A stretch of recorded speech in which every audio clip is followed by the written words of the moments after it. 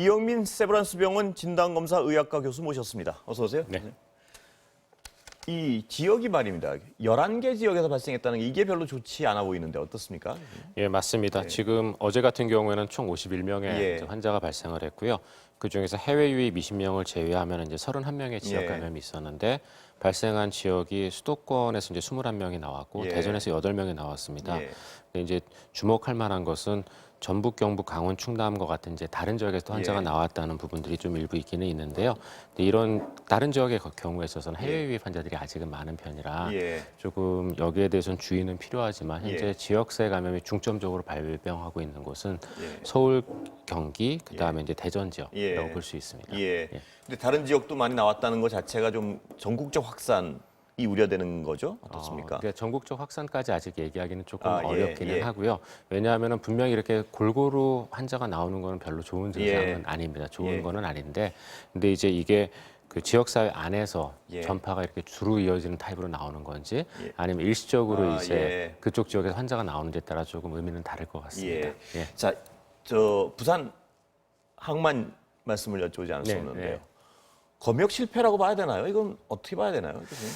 검역 실패라고 본다기보다 일단 지금 검역의 좀 한계를 좀 먼저 얘기를 해야 될 것 같은데요. 예. 사실 검역이라고 부르는 행위는 다른 국가에서 병이 들어오는 행위, 감염병이 들어오는 걸 막는 예. 굉장히 중요한 수단이기 때문에 아주 거기에 대해서 여러 가지 이제 투자나 이런 것들이 예. 이루어져야 되는 상황인데 사실 검역이라고 부르는 게 지난 한 몇십 년 동안 좀 어떻게 보면은 변방의 일처럼 그렇게 변경의 예. 일처럼 여겨져 예. 왔거든요. 예. 그런 거의 일례가 검역법이 만들어지고 나서 거의 70년 동안 검역법 자체가 변경된 일이 거의 없습니다. 아, 예. 그러다가 올 2월 달이 돼서야 검역법의 전반적인 체계가 이제 현대 사회에 맞게끔 변경이 예. 되면서 검역 발전을 위한 뭐 중기 계획 수립에 대한 의무라든가 이런 것들이 들어오기 예. 시작을 했거든요. 예. 그래서 검역에 대한 투자가 아직 그렇게 충분하지 않은 상황이 있었고 예. 두 번째는 검역 인력도 올 초에 전국에 있는 검역 인력이 예. 450명 정도 됐었습니다. 예. 그런데 전국에 위치한 검역소의 개수가 예. 13개거든요. 예. 그래서 이러한 13개의 검역소에서 2019년 기준으로 5천만 명의 아, 인력을 예. 검역소에서 담당해야 예. 되는데 이걸 450명이 담당한다는 건 어려운 일입니다. 물리적 한계가 있었군요, 제도에. 예, 맞습니다. 그래서 이제 2017년부터 정부에서도 예. 이러한 검역소의 인력을 확충하기 위해서 계속 노력을 해왔었는데 예. 그 확충을 위해서 이제 올렸던 그러한 인력들이 다 그 승인되지 않고 국회에서 예. 일부 이렇게 인원 삭감되는 경우들이 꽤 있었거든요. 예.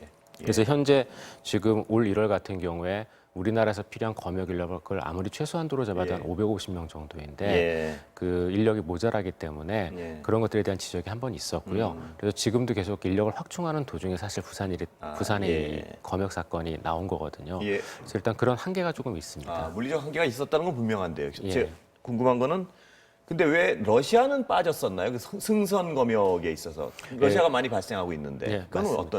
어떤 이유인가요? 그건? 그 부분은 분명히 이제 예. 실수가 맞다고 생각하고 예. 검역 당국에 보통 이제 이런 국제적인 감염 질환이 발생했을 때는 WHO가 2005년도에 만든 그 인터내셔널 헬스 레귤레이션이라는 일종의 규약이 있습니다. 예. 그 규약에 따라서 국가 간의 감염병 발생자의 정보를 공유해야 되거든요. 예. 그런데 지금 현재 그런 정보도 제대로 공유되지 않은 상황에서 러시아라는 주요 발생 국가가 승선 검역 대상에서 누락이 되어 있고 그러면서 거기에 대해서 이제 그 선상 검역을 하지 못하는 상황이 벌어지다 보니까 이 환자들이 지금 많은 국내 사람들, 그러니까 내국인들하고 접촉을 하면서 지금 현재 이런 문제가 생긴 거라고 볼 수 아까 있습니다. 교수님 말씀하신 그 검역 인원이나 어떤 물리적 한계는 있더라도 러시아가 빠진 것은 어떤 약간의 어떤 착오나 실수로 볼 수 있다는 말씀이시죠? 예, 그건? 맞습니다. 예. 지금 현재 그간 저희가 그 승선 검역 대상으로 삼고 있던 게 중국, 홍콩, 마카오, 이탈리아, 이란 5개 예. 국가인데요. 예. 그런데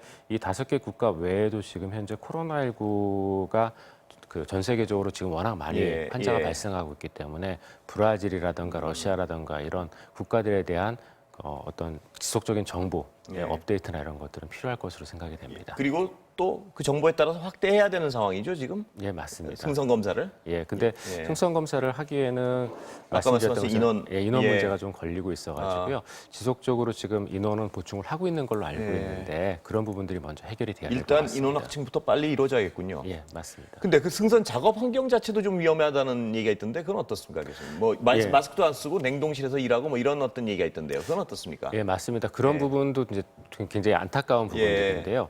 원칙적으로 이런 그 배가 입항을 했을 예. 때는 그 상륙 허가서를 받지 않으면은 내국인하고 그 다음에 배의 승무원하고 접촉에 대해서는 안 되는 상황인데 예. 그것도 어기면서 접촉이 이루어졌고 거기다 마스크도 안 쓴 예, 것. 예. 맞습니다. 그리고 또 냉동실이라고 부르는 곳은 예. 계속적으로 온도를 낮게 유지해야 되기 때문에 찬바람이 계속 나오면서 예. 그 안에서 밀폐된 공간 안에서 환류가 이루어지는 공간이거든요. 예.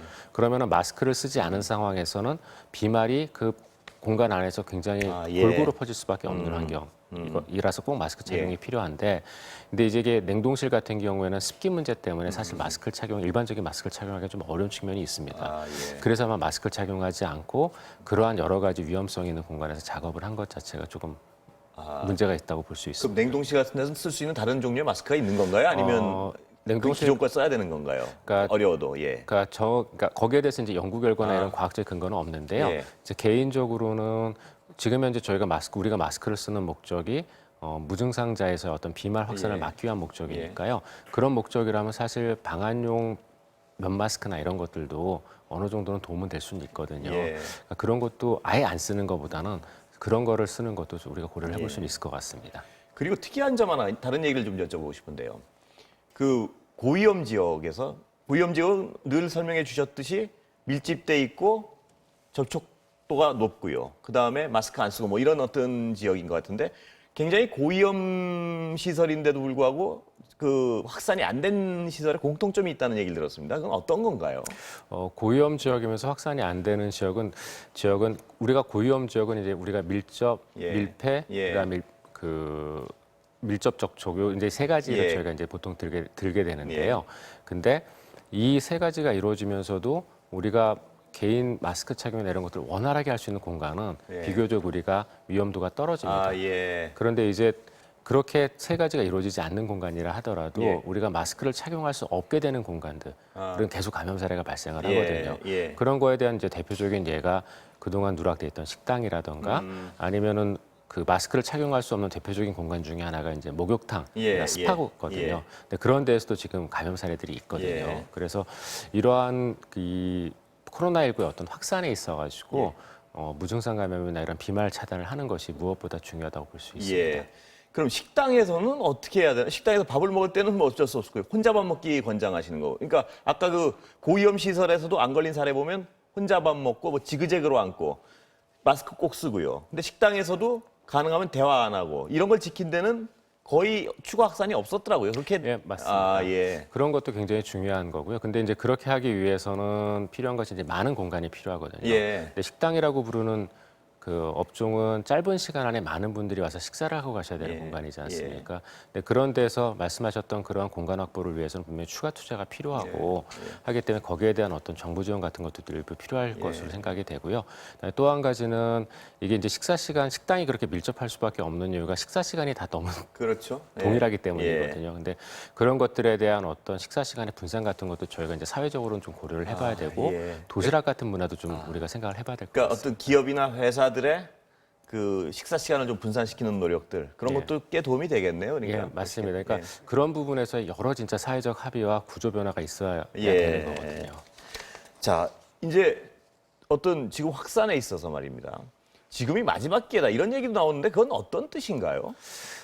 지금이 마지막 예. 기회라고 이제 얘기하는 이유는 지금 이제 지역사회 감염, 우리가 이제 예. 코로나19가 그동안 우리나라에서의 확산 패턴을 보시면은 그 2월 달에 신천지와 관련되는 대규모 예. 환자가 나오고 나서 예. 그 여파로 지역사회 감염이 대구 지역에서 일부 됐다가 예. 서울 경기 지역은 비교적 조용한 편이었었거든요. 예, 근데 그렇습니다. 예. 지금 수도권 지역에서 지속적으로 지역사회 감염, 그것도 깜깜이 감염이 나오고 있는 예. 상황이다 보니까 당연히 이제 방역 당국이 대해서 좀 더 강력한 조치를 예. 원하는 목소리들이 지금 나오고 예. 있고, 그 다음에 지금 현재 환자 발생 숫자가 매일같이 이제 거의 한 50명 전후반 정도의 환자가 예. 나오고 있거든요. 예.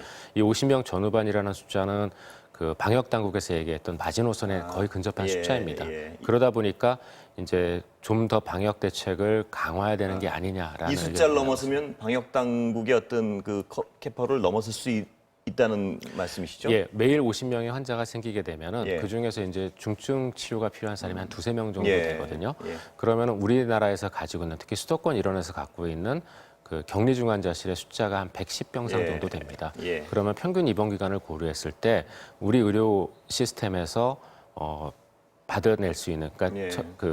첫 치료가 가능한 코로나19의 그 환자 숫자는 매일 50명 정도를 저희가 한계로 보고 예. 있거든요. 그래서 지금 그 숫자에 거의 근접해 있기 때문에 좀 그런 조치들이 필요하다고 생각하는 예. 것 같습니다. 여름 휴가 앞두고 지금 굉장히 중요한 시기군요. 예. 예, 맞습니다. 예, 오늘 말씀 감사합니다. 예.